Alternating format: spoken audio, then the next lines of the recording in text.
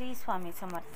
तुमचे सर्वांचे माझ्या यूट्यूब चॅनलमध्ये खूप खूप स्वागत. तुमच्या सर्वांच्या इच्छा मनोकामना पूर्ण होत हीच स्वामी महाराजांच्या चरणी प्रार्थना करते आणि आजच्या आपल्या एका नवीन व्हिडिओला सुरुवात करते. आजच्या व्हिडिओमध्ये आपण पाहणार आहोत तर ते म्हणजे बघा, आज आहे रामनवमी. आज आहे 6 एप्रिल 2025. वार आलेला आहे रविवार. या दिवशी आलेली आहे श्रीराम नवमी. आता श्रीराम नवमी अर्थात प्रभू श्रीरामाचा जन्मदिवस. तो दरवर्षी साजरा करण्याचे कारण म्हणजे त्यांच्याकडून प्रेरणा घेत आपण आपल्या आयुष्यात आपल्या सभोवती आपल्या कर्तृत्वाने रामराज्य उभं करायचे. त्यासाठी हा दिवस म्हणजे एक सकारात्मकतेला सुरुवात. प्रभू श्रीराम हे एक भगवान विष्णूंचेच अवतार आहेत. प्रभू श्रीराम यांचे आयुष्य म्हणजे भयंकर प्रतिकूलता. अयोध्येचा राजा दशरथ यांच्या पोटी जन्माला येऊनही या राजकुमाराला 14 वर्ष वनवास भोगावा लागला. नंतर वडिलांचा मृत्यू, त्यानंतर पत्नीचा विरह, नंतर मुलांचा विरह, म्हणजे सर्वसामान्य मनुष्याच्या वाट्याला यावं असं दुःख त्यांनी सहन केलं. तरी सुद्धा त्या परिस्थितीत त्यांनी असामान्य कर्तृत्व दाखवून स्वतःला मर्यादा पुरुषोत्तम सिद्ध केलं.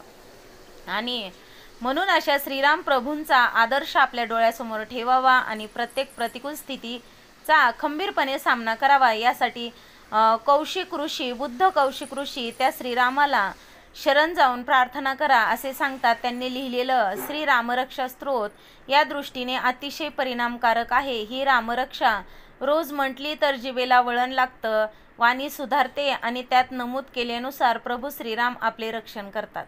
आणि म्हणूनच या दिवशी काही जर आपण सेवासोबत उपाय केले तर खूप म्हणजे खूपच प्रभावी ठरतात.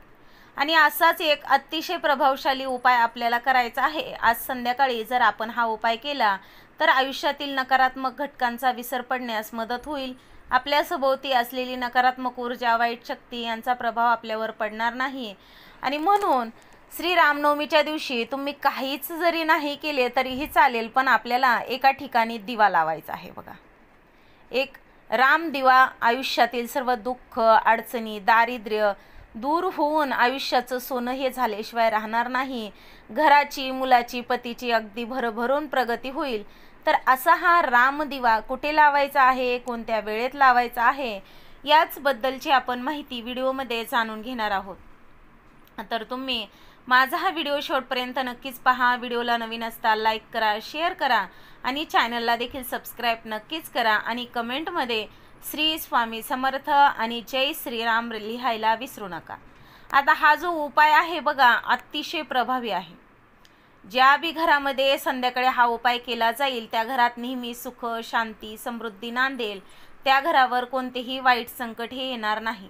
दिव्याला ज्ञानाचे आणि प्रकाशाचे प्रतीक मानले जाते. आपल्या शास्त्रामध्ये दिव्याला सकारात्मक ऊर्जा प्रदान करणारा आणि आयुष्यातील गरिबी दूर करणारा मानलं जातं. अज्ञानाचा अंधार नाहीसा करण्यासाठी दिवा हा लावला जातो. दिव्यामुळे आपल्या जीवनात, आपल्या आयुष्यात ज्ञानाचा प्रकाश पसरतो. जेव्हा तुम्ही हा दिवा उद्या घरात लावणार आहात तेव्हा सुख, समृद्धी येईल. तसेच घरामध्ये देवी लक्ष्मी ही कायम स्थिर राहील आणि तुमच्या मनातील प्रत्येक इच्छा ही पूर्ण होईल. जर बघा आयुष्यामध्ये सतत अडचणींचा सामना करावा लागत असेल, कोणतीच गोष्ट ही मनासारखी घडत नसेल, कोणत्याच कामामध्ये समजा आपण एक अर्धा हाती काम घेतलं तर यश मिळत नसेल, शत्रू त्रास असेल, आयुष्यात खूप अडचणी असतील. आता शत्रूंचं नाव तर तुम्हाला माहीत असेल किंवा हा गुपित असेल, तुमच्यावरती गुप्त वार करत असेल किंवा तुमच्या घरामध्ये आर्थिक अडचणी आहेत, मेहनत करूनही आपल्या कष्टाला फळ मिळत नाही, घरामध्ये काही दोष आहेत, त्यामुळे घरात सतत वाद होतात, मतभेद चालू आहेत, कुटुंबामध्ये एकोपा नाही, मग कोणताही व्यवसाय असो त्यामध्ये अडचणी आहेतच, मुलांची प्रगती होत नाही, तर मग संध्याकाळी तुम्ही हा उपाय करायचा आहे. हा उपाय केल्याने बघा सर्व समस्या दूर होतील. घरामध्ये काय करायचं आहे आपल्याला, संध्याकाळी रामरक्षा स्तोत्राचे पठण देखील करायचं आहे. आता हा जो उपाय आपण करणार आहोत तो बघा आपल्याला काय लागणार आहे, एक मातीचा दिवा म्हणजेच पंती घ्यायची आहे. बघा, मोहरीचं तेल घ्यायचं आहे. मोहरीचं तेल नसेल तर जे समजा देवपूजेसाठी वापरतात ते घेतलं तरी चालेल. मग बघा त्यामध्ये आपल्याला चिमूटभर पिवळी किंवा काळी मोहरी दिव्यामध्ये टाकायची आहे. यानंतर आपण हा जो दिवा लावणार आहोत तिथे आपल्याला थोडंसं कुंकवाने लाल करायचं आहे. आणि ही लाल वात जी आहे तर ती आपल्याला बनवायची, म्हणजे आपल्याला वातीला बघा कुंकवाने लाल करून घ्यायचं आहे. हा दिवा आणि एक डाळिंबाचं फळ जे असतं ना ते आपल्याला घ्यायचं आहे. डाळिंबाचं फळ नसेल तर एक विड्याचं पान घ्यायचं आहे. या दोन्ही वस्तू घेऊन आपल्याला हनुमानाच्या मंदिरात जायचं आहे. प्रत्येकाच्याच गावामध्ये बघा हनुमानाचं मंदिर हे असतंच, असं एकही गाव नाही की तिथे हनुमानाचं मंदिर नाही. तिथे हा दिवा आपल्याला लावायचा आहे. यानंतर हे फळ त्याचबरोबर विड्याचं पान हनुमानांना अर्पण करायचं आहे. विड्याचं पान जे आहे तर त्यांच्या चरणी अर्पण करू नका, त्यांच्या हातावरती अर्पण करा. आणि फळ जे आहे तर ते त्यांच्या चरणी अर्पण करा. यानंतर दोन्ही हात जोडून आपल्याला प्रभू श्रीरामांचं हनुमानाचं नामस्मरण करायचं आहे. मंदिरामध्ये बसूनच 3 वेळा हनुमान चालिसाचं पठण करायचं आहे. दोन्ही हात जोडून भगवान हनुमानांना तुमच्या आयुष्यातील सर्व संकट, ज्या काही अडचणी आहेत त्या दूर होण्यासाठी अगदी विश्वासानं श्रद्धेनं प्रार्थना करायची आहे. तर बघा अशा पद्धतीनं हा एक रामदिवा जो आहे तर तो आपल्याला हनुमानाच्या चरणी आवर्जून लावायचा आहे. प्रभू श्रीरामाचे भक्त हे हनुमान आहेत. अतिशय बलवान आणि शूर होते, तसेच ते भक्तिनिष्ठ आणि त्याग यांचे प्रतीक देखील आहेत. हनुमानांना संकटमोचन, धैर्यवान आणि भक्तांचे रक्षण करणारे म्हणून सुद्धा ओळखले जाते. जो व्यक्ती मनोभावे संध्याकाळी हा दिवा हनुमानांच्या मंदिरात लावेल, हनुमान त्या भक्ताला प्रत्येक संकटातून बाहेर काढतात आणि त्या भक्तांच्या सर्व इच्छा मनोकामना पूर्ण करतात.